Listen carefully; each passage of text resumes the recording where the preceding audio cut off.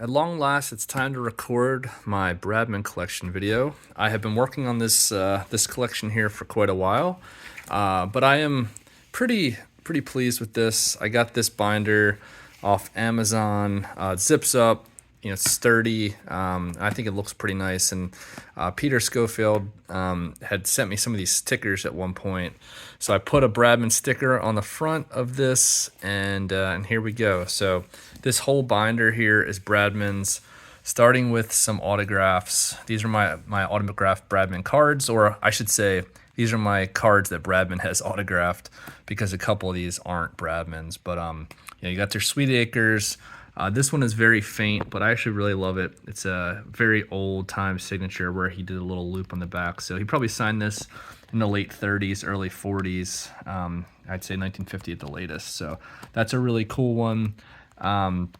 Here are my now 2 Trumper cards signed by Bradman, which are very oddball, but I think they're really cool. And then test match favorites, and this is my only modern signed Bradman card.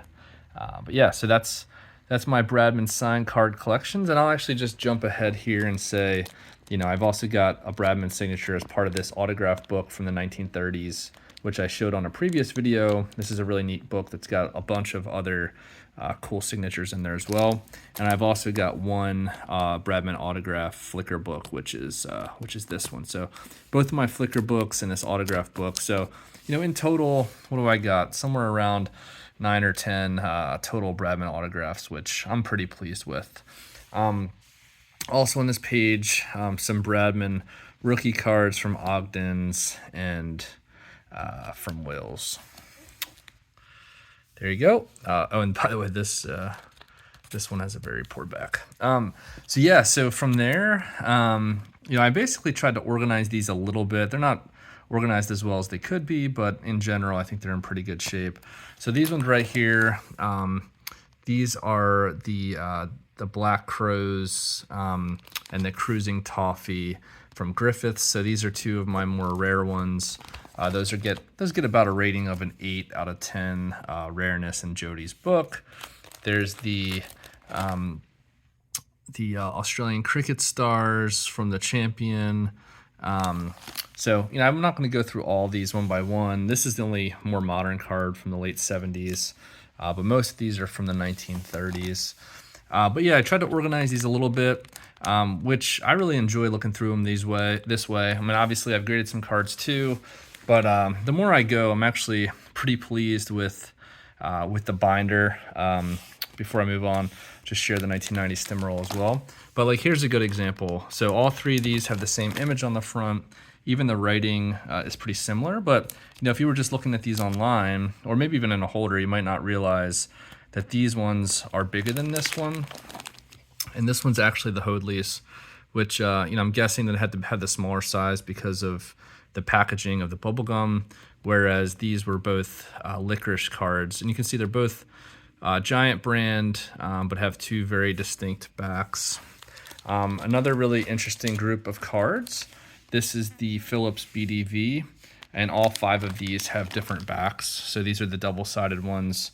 And here you have one of the greatest Aussie rules players of all time as well. And then this is a nice one. This is, I think, about an 8 out of 10 rarity as well. Moving on, I've got my Ogden's, which is, pretty common one. Just a lovely image. But it took me a while, but I finally got a Hignet's, which is, 50 times more rare. You'll see these a lot more than the Hignet's. So I was happy to pick that up. Quickly show the backs. Very similar writing, except for, the bottom, obviously, Ogden's versus Hignet's. But you can see even the font is a slightly different positioning. But yeah, really like those. Just been trying to pick up as many different issues as I can. I'm not as kind of crazy about font condition as some people are. I just really like to get all the different issues. Here's another nice little section here. You can see all 4 of these have the same, picture, not the same, the same issues, but just like kind of organizing by, like here you go. You've got two of the same fronts with two different backs. The boys captain ties and braces, and the Allen's gum. Here's some more Allens, and here I had an opportunity to pick up a whole set of the Bradman's records. I regret not doing it. They are pretty rare, but I wasn't really that into them at that point. We'll see. Maybe at some point I'll get an opportunity to grab them again. So some nice ones here.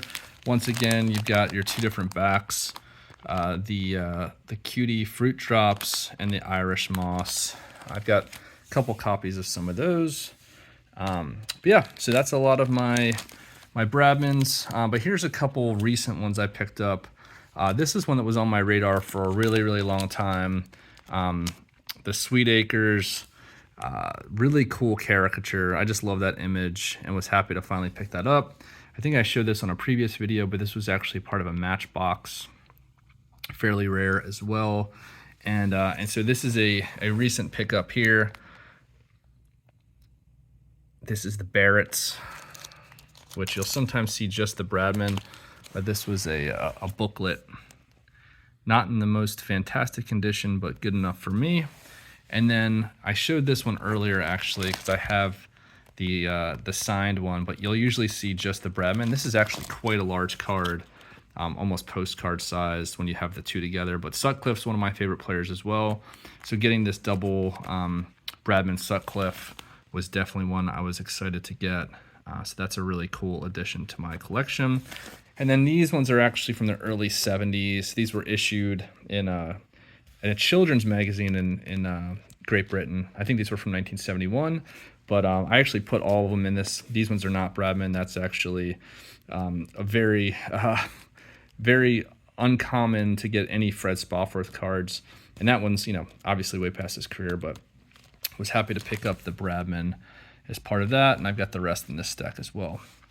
I have two Aussie team postcards. This is actually another Bradman signature, so I think that brings me up to 10. This is the 1930 Australian team, and this one's signed by Bradman. And then this is the 1934 Australian team, and this one's a bit of an oddball because you've got the Australian team on the front, but on the back, you've actually got the signatures of the Britain team, the England team.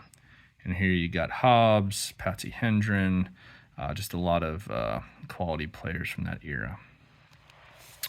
And then, when I first started collecting Bradman, I was picking up a lot of his most common stuff, which I still really enjoy. I think anytime you can get, genuine cards of the greatest players of all time for the price that you can get some of these at, the 1930 John Players is one of his first cards, and you can pick these up today for probably 10 to 20 US dollars, and maybe even get the whole set for around that.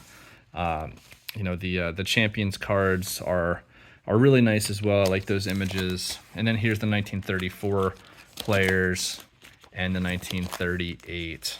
So anyway, I still really enjoy those. And then here are a couple more of the recent issues. These are from 2009 from a company called, I guess, the Score is the brand of those. And then here we have, this was a commemorative from when he passed away. And then this is actually a fairly cool one. You've probably seen these before, but in the late 70s, the Viv Richards is actually his first issue from 1977, and this Bradman is also from 1977. And then, I just put a couple oversized ones. So this is the 2009 Top Trumps. And then another one of those stickers that I kept in the top loader. Same one as that. So that's my binder. Was pretty pleased to pick those up. I don't know if I counted exactly how many different issues I have, but somewhere in the 55 to 60 range, I think, which is, for a hardcore Bradman collector, probably just scratching the surface because he had so many issues, but was happy to pick those up. And I just, was also going through my graded card collection, and just kind of like looking at which ones do I have in the highest grade. I really enjoy these as well, but like I said, sometimes I think it's fun to just have a binder that you can see them all all the different issues together. But definitely some really nice copies. It's always pretty amazing to get a near mint card or even higher that's 80 years old. And here you go. This is a really nice one.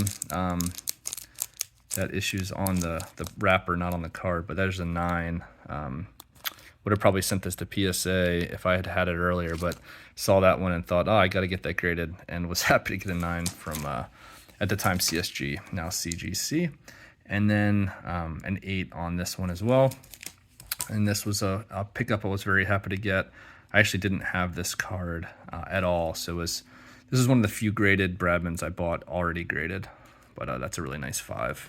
And then here I'll just close it out with, I'm kind of collecting a bunch of different grades of the rookie cards. So I got a 1.5, a 2, a couple of 3s, and a 4. And then for the Wills, I've got a 1, a 2, and a 4. So there you are. That's my Bradman collection as it stands now. What I'd love to get, some more of his more obscure cards. Would also like to get some more postcards and maybe some more autographs. But there you go. Thanks, y'all.